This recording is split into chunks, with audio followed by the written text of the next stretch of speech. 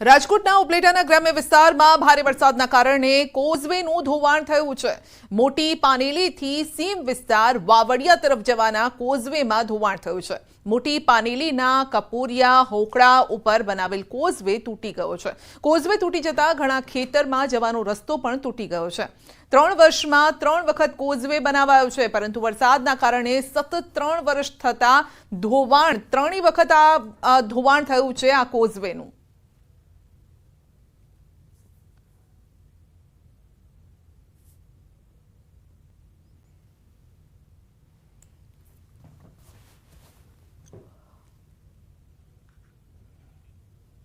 તો વરસાદનો વિરામ છતાં હજુ સુધી વરસાદી પાણી ઓસર્યા નથી। કચ્છમાં હાલ વરસાદનો વિરામ છે, છતાં પણ ઘણા ભાગો હજુ પણ તરબોળ છે। માંડવીના બાબાવાડી વિસ્તારમાં હજુ પણ ઘણા વિસ્તારોમાં ઘૂંટણસમા પાણી ભરેલા છે। માંડવીના બાબાવાડીમાં ઘૂંટણસમા પાણી ભરેલા હોવાથી રહીશો પરેશાન છે। વરસાદી પાણીનો નિકાલ ન હોવાથી રહીશોમાં રોષ પણ જોવા મળી રહ્યો છે।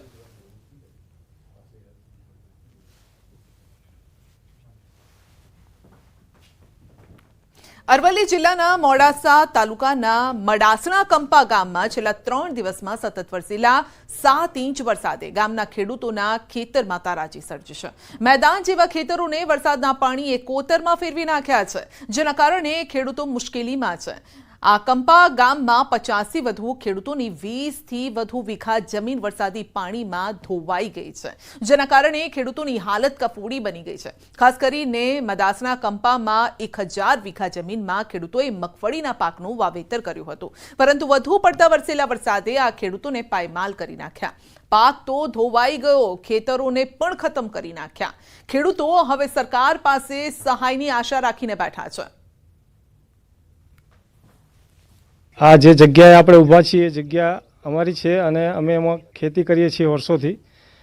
દર સાલ વરસાદ પડે છે, એનાથી આ સાલ થોડો વધુ પડતો પડ્યો અને ખેતર આખું ધોવાઈને વાંગું જ બની ગયું છે। હવે પરિસ્થિતિ એવી નથી કે અમે એને રિપેર કરી શકીએ। સરકાર કંઈક મદદ કરે તો સારું। 5.5 વીઘાના ખેતરમાં બિલકુલ 2 ભાગ પડી ગયા છે। બંને બાજુથી સંપૂર્ણ માટી ધોવાઈને જતી રહી છે અને નાળું નદી થઈ હોય એવી સ્થિતિ થઈ છે। પાકને પણ નુકસાન છે। ગામમાં બાકી બીજા 2 ખેડૂતોનું આ જ પ્રકારનું બહુ મોટું નુકસાન છે અને એ પણ લગભગ 2-3 વીઘા જમીન ગયેલી હોય એવી સ્થિતિ છે। અમારે અહીં લગભગ આ અઠવાડિયામાં જે વરસાદ પડ્યો એ લગભગ 25 ઇંચ વરસાદ પડ્યો, એટલે રોજનો 5 ઇંચ ને એક રાતે તો 8 ઇંચ વરસાદ પડ્યો, જેના કારણે અમારા એ મેશ્વા નદીના કિનારે જે ખેતરો આવેલો છે એ લગભગ ઓછામાં ઓછા 20થી 25 વીઘા જમીનમાં ખૂબ મોટું નુકસાન થયું છે। રાજ્યમાં મુશળધાર વરસાદ પડ્યો, અનેક લોકોના ઘરમાં પાણી ઘૂસ્યા, પાણી ઓસરી પણ ગયા છે, લોકો રહેવા પણ લાગ્યા છે, પરંતુ ધરતીનો જે તાજ છે, જે લોકો સુધી અન્ન પહોંચાડે છે, તેની પણ સ્થિતિ જોવા જેવી છે। હું એક ખેતરમાં ઊભો છું કે જે ખેડૂતનું જે ખેતર હતું 5 વીઘાનું આ ખેતર હતું, હવે માત્ર તેની પાસે બચ્યા છે 3 વીઘા। 2 વીઘા જેટલું આ જે ખેતર છે એ ખેતર આખું જમીન સાથે માટી સાથે તણાઈ ગયું છે। આપ જોઈ શકો છો દ્રશ્યોમાં કે મોડાસાના મડાસણા કંપામાં જે ખેડૂતોની હાલત થઈ છે વરસાદમાં, માત્ર 1 કલાકમાં 6 થી 7 ઇંચ વરસાદે જે ખેડૂતો માથે આભ ફાટ્યું છે એવી સ્થિતિનું નિર્માણ થયું છે કે ખેડૂત હવે ખેતી કરવા લાયક રહ્યો નથી, કારણ કે સરકાર પાસે હવે અપેક્ષા રાખી રહ્યો છે કે સરકાર મદદ કરે। કારણ કે જે પ્રકારે આપ જોઈ શકો છો કે નદી કોતર જેવી હાલત ખેતરની બની છે, એક આખું ખેતર જે પ્રકારે પાણીમાં સમાઈ ગયું છે, તેના કારણે સ્થિતિ ખૂબ જ દયનીય છે। ખેડૂતો જે પ્રકારે આંખો ભીની છે ખેડૂતોની કે ખેતરમાં જવું તો જવું કેવી રીતે, એક આખું ખેતર ગાયબ થઈ ચૂક્યું છે, જ્યારે પોતાની આજીવિકા આજે જે કુદરતે છીનવી લીધી છે એ સ્થિતિમાં સરકાર પાસે ખેડૂત મદદની અપેક્ષા રાખી રહ્યો છે। હાર્દિક પટેલ, ન્યૂઝ 18 ગુજરાતી, મડાસણા કંપા ગામ, અરવલ્લી। સુરત સહિત દક્ષિણ ગુજરાતમાં ભારે વરસાદના લીધે 15,000 એકર શેરડીના પાકમાં સફેદ માખીનો ઉપદ્રવ વધ્યો છે। ખેડૂતોને પારાવાર નુકસાન થયું છે અને સાથે ભારે વરસાદના કારણે સુરત, તાપી સહિત દક્ષિણ ગુજરાતના જિલ્લાઓમાં ભારે નુકસાન થયું છે। ખેડૂત આગેવાન જયેશ દેલાડે રાજ્યના કૃષિ મંત્રીને ખેડૂતોએ સહાય પૂરી પડાય તે પ્રકારની માંગ કરી છે। તો શેરડીના 3 લાખ એકર પાકમાં મોટાભાગમાં પાકને વ્યાપક નુકસાન છે. જિલ્લાના ઓલપાડ, કુત્સડ, કીમ, પલસાણા, બારડોલી સહિતના વિસ્તારમાં સફેદ માખીનો ઉપદ્રવ છે અને ત્યારે વરસાદથી ખેતી પાકોને થયેલા નુકસાનીનો સર્વે કરવાની સહાયમાં જીવાતથી અસરગ્રસ્ત ખેડૂતોનો પણ સમાવેશ કરવાની માંગ ઉઠી છે. આવનાર દિવસોમાં કૃષિ મંત્રીને અમે વિનંતી કરી છે કે જે સફેદ માખીના ઉપદ્રવના કારણે ખેડૂતોને ખૂબ નુકસાન થયું છે એમને પણ આવડી લઈને ખેડૂતોને સહાય થાય, સર્વે થાય એવી અમે માંગ કરી રહ્યા છીએ. પંચમહાલના હાલોલમાં એલેમ્બિક કંપનીની દિવાલ ધરાશાયી થતા કેમિકલયુક્ત પાણી ખેતરોમાં ઘૂસી ગયું છે. ખેડૂતોનો આક્ષેપ છે પાનેલાવ ગામના ખેડૂતોના તુવેર, મગફળી, દિવેલા સહિતના પાકને ભારે નુકસાન થયું છે. તો જમીનનું ધોવાણ થઈ ગયું છે. 1 વીઘા દીઠ અંદાજિત 40,000નું નુકસાન છે. તો વરસાદી માહોલ દરમિયાન કંપની દ્વારા પાણીનો નિકાલ સીધો ખેતરોમાં કર્યો છે તેવો ખેડૂતો આક્ષેપ લગાવી રહ્યા છે અને સ્થાનિકોએ પાનેલાવ પંચાયત, તાલુકા પંચાયત અને જીપીસીબીને પણ રજૂઆત કરી છે. નુકસાનીનું વળતર માંગ્યું છે. ખેડૂતોએ કંપની વિરુદ્ધ કાર્યવાહી કરવાની પણ માંગ કરી છે. ગામનું નામ પાનેલાવ છે. અમારા ગામમાં એલેમ્બિક નામની કંપની આવેલ છે. એ કંપનીની પાછળ ઘણા બધા ખેડૂતોના ખેતરો આવેલા છે. એ ખેતરોની પાછળ કંપનીનો કોટ છે. તેની નીચેથી કેમિકલવાળું પાણી અને ત્યાં પાણી આવેલું, તેના લીધે ઘણા બધા ખેતરોના પાક નિષ્ફળ ગયા. કંપનીથી કયું વળતર અમને આપવામાં આવ્યું નથી અને અમે આ જાણ ટીડીઓ સાહેબને, મામલતદાર સાહેબને અને જીપીસીબી હાલોલમાં પણ અમે જાણ કરી છે અને હજુ અમને કોઈ યોગ્ય જવાબ મળ્યો નથી ત્યાંથી. અને અમને જ્યાં સુધી વળતર નહીં મળે તો અમે આગળ આંદોલન પણ કરીશું અને કંપનીના ગેટે અમે બધા ખેડૂતો થઈને બેસી જશું ધરણા પર. મોરબીના માળિયા મિયાણા તાલુકાના પૂર અસરગ્રસ્ત ગામોની મુલાકાત દરમિયાન ધારાસભ્ય કાંતિ અમૃતિયાએ આપ્યું મહત્વનું નિવેદન. તેમણે કહ્યું કે તમામ સરપંચ, તલાટી, મંત્રીઓને સ્વભંડોળમાંથી વરસાદ પ્રભાવિત લોકો માટે રૂપિયા વાપરવા માટે ખુલ્લી છૂટ છે. ધારાસભ્યએ વધુમાં કહ્યું કે કોઈપણ ગ્રામ પંચાયતમાં થયેલ ડેમેજને રિપેરિંગ કરો. બધી પંચાયતોમાં પૈસા પડ્યા છે. સ્વભંડોળમાંથી પૈસા વાપરો. કોઈની મંજૂરી લેવાની જરૂર નથી. કોઈ ઓડિટ નહીં આવે અને તમને કોઈ પ્રકારની તકલીફ પણ નહીં પડે. બધી પંચાયત પાસે, બધાય પાસે પૈસા પડ્યા. આજે હું લગભગ 12 ગામનો પ્રવાસ કર્યો. બધાય સરપંચને પૂછ્યું તમારા ખાતામાં કેટલા છે? 5 લાખ, 7 લાખ. એટલે મારી વિનંતી છે કોઈની કાંઈ મંજૂરી નથી લેવી. સરપંચ અને મંત્રી સાથે મળીને ગામમાં પણ જે પણ જરૂરિયાત હોય એ કામ ચાલુ કરી દો. તમારું કાંઈ ઓડિટ નહીં આવે ને તમને કાંઈ તકલીફ નહીં પડે. દાહોદ જિલ્લામાં વરસાદ બાદ જિલ્લા કલેક્ટરે ઝાલોદ તાલુકાના અસરગ્રસ્ત સ્થળોની મુલાકાત લીધી હતી અને જિલ્લા કલેક્ટર યોગેશ નિરગુડે મુલાકાત કરી નુકસાનીનો તાગ મેળવ્યો છે. તેમજ વરસાદમાં થયેલ નુકસાનનું તાત્કાલિક ધોરણે સર્વે કરવા અધિકારીઓને સૂચના આપી છે. ઝાલોદ પ્રાંત કચેરી ખાતે અધિકારી સાથે સમીક્ષા બેઠક પણ કરી. ઉપરાંત ગરાડુ પ્રાથમિક શાળા, ગ્રામ પંચાયત અને આરોગ્ય કેન્દ્રની પણ મુલાકાત લીધી છે. જે ઘરોમાં વરસાદના કારણે નુકસાન થયું હોય તેની મુલાકાત લઈ નુકસાનીનો તાગ મેળવ્યો છે. અસરગ્રસ્તને વળતર મળે તે માટેની કામગીરી જલ્દીથી પૂર્ણ કરવા માટે કર્મચારીઓને સૂચના અપાઈ છે. પણ રોડ રસ્તાઓ ખરાબ થઈ ગયા હોય એના ઉપર પેચવર્કની કામગીરી તાત્કાલિક ધોરણે થાય એના માટે પણ લોકલ વહીવટીતંત્રને સૂચના આપવામાં આવેલ છે. વરસાદના કારણે જે ઘરોને નુકસાન વગેરે થયું છે એની પણ મુલાકાત લેવામાં આવેલી છે. તો વહીવટીતંત્ર સારી રીતે કામ કરી રહ્યું છે અને જે કંઈ સર્વેની કામગીરી છે તાત્કાલિક ધોરણે પૂર્ણ કરવા માટે પ્રયત્ન કરે. રાજ્યમાં ધોધમાર વરસાદના પગલે અનેક વિસ્તારમાં પૂરની સ્થિતિ નિર્માણ પામી. અનેક વરસાદના વિરામ બાદ પણ હજુ અનેક વિસ્તારો એવા છે કે જે જળમગ્ન છે.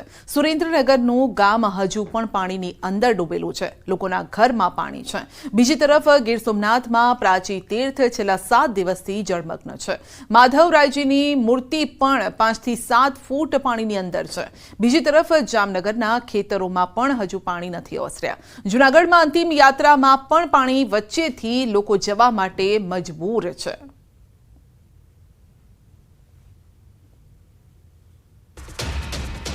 તો સુરેન્દ્રનગરના થાન તાલુકાના તરણેતરના ખાતે વિશ્વ પ્રસિદ્ધ તરણેતરનો ભાતીગળ લોકમેળો ચાલુ વર્ષે પણ પરંપરાગત રીતે યોજાશે.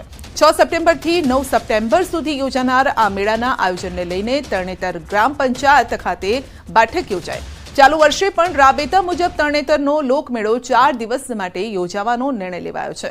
આ બેઠકમાં સાંસદ ચંદુભાઈ શિહોરા, કલેક્ટર કેસી સંપટ, જિલ્લા પોલીસ વડા ડોક્ટર ગિરીશ કુમાર પંડ્યા સરપંચની ઉપસ્થિતિ રહી અને આ અગાઉ તરણેતર ગ્રામ પંચાયત દ્વારા વરસાદની પરિસ્થિતિને ધ્યાને લઈને મેળો નહીં યોજવા થોડા દિવસો પહેલા કલેક્ટરને રજૂઆત પણ કરી હતી.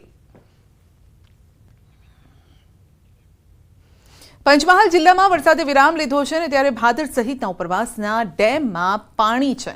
પોરબંદર જિલ્લામાં એ પાણી ફરી વળ્યા. ખાડી કાંઠાના વિસ્તારો તેમજ ઘેડ પંથકમાં પાણી ભરાયા. પૂરગ્રસ્તોને એસડીઆરએફ, નેવી, કોસ્ટગાર્ડની મદદથી સહી સલામત સ્થળે ખસેડવામાં આવ્યા.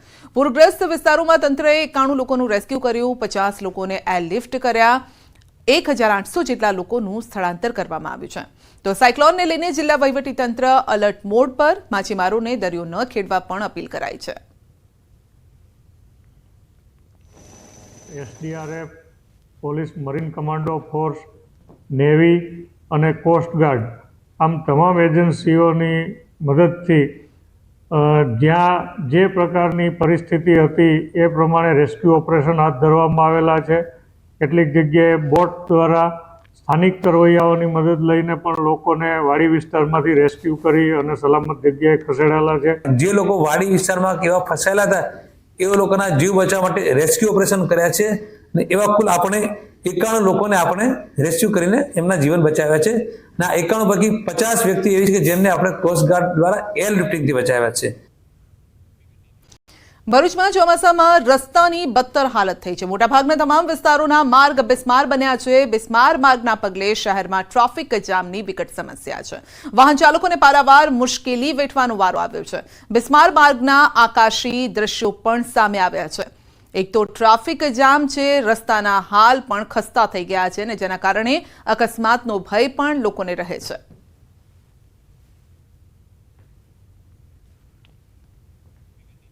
બનાસકાંઠામાં ખેડૂતોએ વરસાદી પાણીનો સિંચાઈ માટે સંગ્રહ કર્યો છે.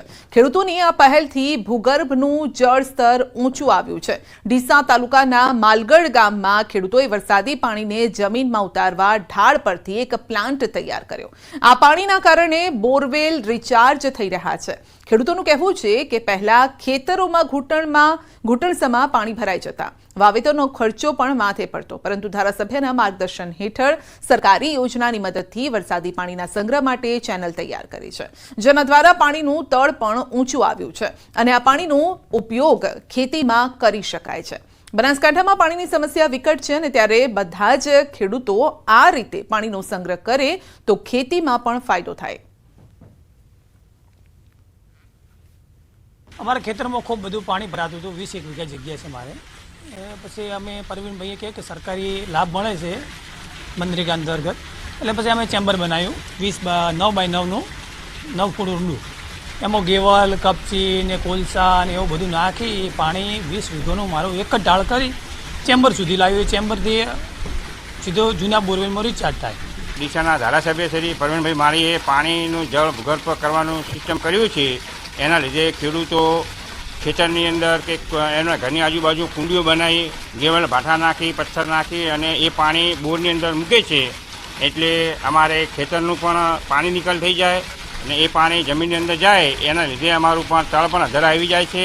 એના લીધે આવા દરેક ખેડૂતોને નમ્ર વિનંતી છે કે આવી સિસ્ટમ કરો એટલે આપણા તળ ઊંચાઈ જાય અને આપણું પાકને પણ નુકસાન ના થાય.